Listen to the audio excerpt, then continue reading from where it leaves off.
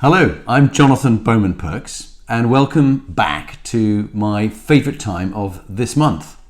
And it's a special time to be with you. I'm going to talk about episodes 19 to 26 in month 3, but also some of the learning that I've received from various people I've been with this month, and it's been a fascinating month.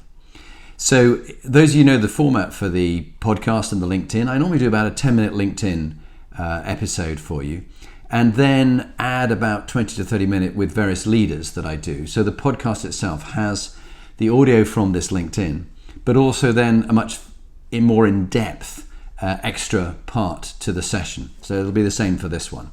I'll cover in more depth the different leaders who spoke. But who was on this month? Alison Hutchinson. Alison is the CEO of Pennies, the digital charity box.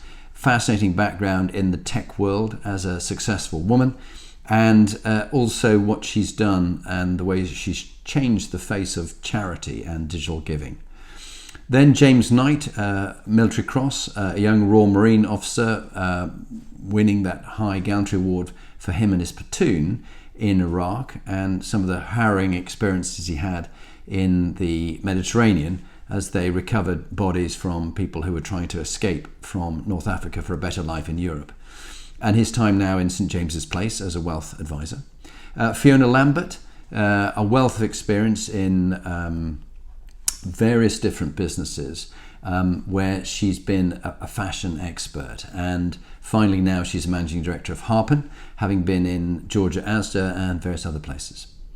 Colonel Gary Hearn began life, episode 22, began life as a private soldier in the Royal Signals in the Falklands War, and then has gone on to learn a lot about leadership and academics, and is now a colonel at the Defence Academy, the Military Defence Academy. Episode 23, David Heron began his life public school, and then a fascinating time with Leicester Tigers, and now he is the group CEO of Wilton & Bain, a very successful talent management and executive search business in the UK and abroad in places like America.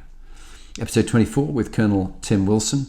Tim, a very successful career, military advisor to various generals, and also the CEO of the Queen's Dragoon Guards. And he's now gone on to a successful career in business, where he's the CEO of MSI Global, which is a network for lawyers and accountants around the world. Episode 25 with Professor Roger Steer. And Roger is the corporate philosopher to various different organizations, really challenges people's thinking about doing the right thing, and certainly around ethics. And finally, with Lieutenant General Tim Evans, and he had a very prestigious career in the Special Forces, in the Light Infantry, and as Commandant of Sandhurst, and then is doing some fascinating work in the Middle East at the moment. So those were the people that I had the honour to interview and really enjoyed conversations with them. Let's talk a bit about what I've sort of learnt this month and the things that have gone on. The last couple of days we had the launch of the Inspiring Leadership Academy that I spoke to some of you about, and that was really inspiring and uplifting. We had a full house, 125 people. We had to turn people away who came to this launch of the event, which is linked to the charity, the Inspiring Leadership Trust. And it's a free leadership development for volunteers who give their mentoring and coaching skills or donate to the Inspiring Leadership Trust. And they get world-class speakers to come and talk to them. And we were very lucky that we had Sarah Winkless, MBE, the Olympian, and famous for the medals that she won in rowing at various Olympics. Some dodgy individual called Jonathan I spoke as well. And then we had a panel with Colonel Chris Wakely, who's now set up his own, another entrepreneur of business, having been in KPMG and Boxwood, his own business, and former Colonel George Mendonça, who now is an executive member of the Grosvenor Estate. So fascinating discussion. We also had the Serious and Organised Crime Office with Sean was speaking to us about just some of the bad stuff that is done by serious and organised crime, and we're very lucky to be the charity supporting the Home Office in the work that we're doing around the country as well as abroad. So that I found very inspiring this month. I've also, I went to the reunion of all the instructors at the Royal Military Academy Sandhurst, And from 1990 to about 1992, that was a group of us who were there. A great privilege to get chosen to go to Sandhurst to be an instructor. We had a group called the Louts, which got banned for bad behaviour. But luckily we reformed 30 years on, and it was fascinating seeing these different people. And the common thread was that they really were interested in the development of the cadets they had and the people that they worked with. And they've gone on to a whole range of different jobs in business, but they've always been interested in the development of other people.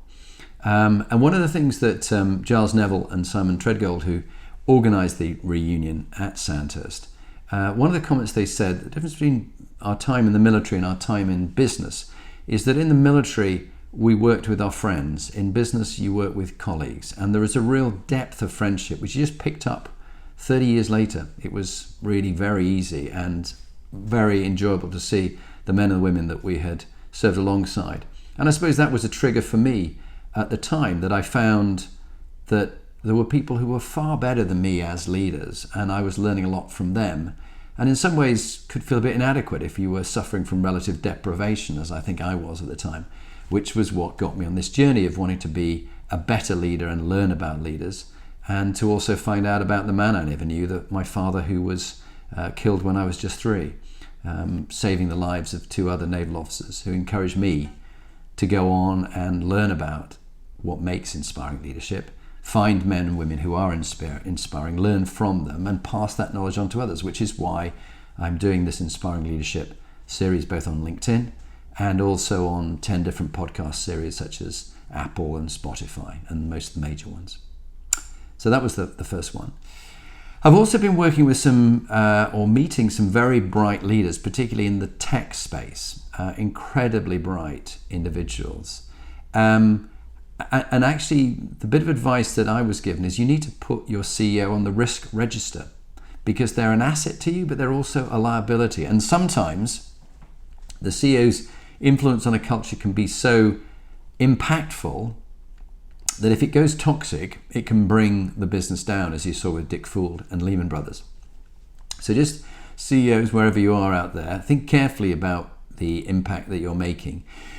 And also, if you're working with a CEO, don't have any lack of challenging and making sure that their behavior is healthy, because if it goes toxic, it can bring the business down. I love the comment by Viktor Frankl. Man is pushed by drives, but he's pulled, or he or she is pulled by values. So we're pushed by drives, but we're pulled by values. So what are your values? And what is driving you? What is pushing you? Have a think about that. A lovely quote from Jack Welch, which I think is very relevant from some of the businesses that I've been working with. If the rate of change on the outside exceeds the rate of change on the inside, then the end of the business is near. If the rate of change on the outside exceeds the rate of change on the inside, then the end of the business is near. So have you got enough change going on in your organization? Is your culture catching up, keeping up with the change that's going on? Then I might have mentioned before, but I find it particularly powerful, Marcus Aurelius, this thing from the Daily Stoic. Blame yourself or blame no one. The only place to look for approval is within yourself. The same goes for approval and fault finding. As soon as you try and get it from other people, you've compromised your integrity. You've handed over your power. So either don't blame anyone or blame yourself. For whatever happens, for everything happens. Those are the options. And I like that from Ryan Holiday. Another thought, can't versus won't. Sometimes people say they can't do something, but actually what they mean is they won't do it. They don't want to. So think about that. When you use the word can't, is won't the right word? And then Stoic philosophy, my favourite thing from 2,000 years ago. You don't control what happens in your life, but you do control how you respond to what happens in your life. And then the other favourite, let it go. Control is the master addiction. Don't be so attached to so much. And then the final thought, my father was killed aged 35, as I mentioned, saving the lives of others. And my motto is alive and thrive beyond 35. Every day is a bonus. Thanks, guys. It's good talking to you, and keep listening to the podcast.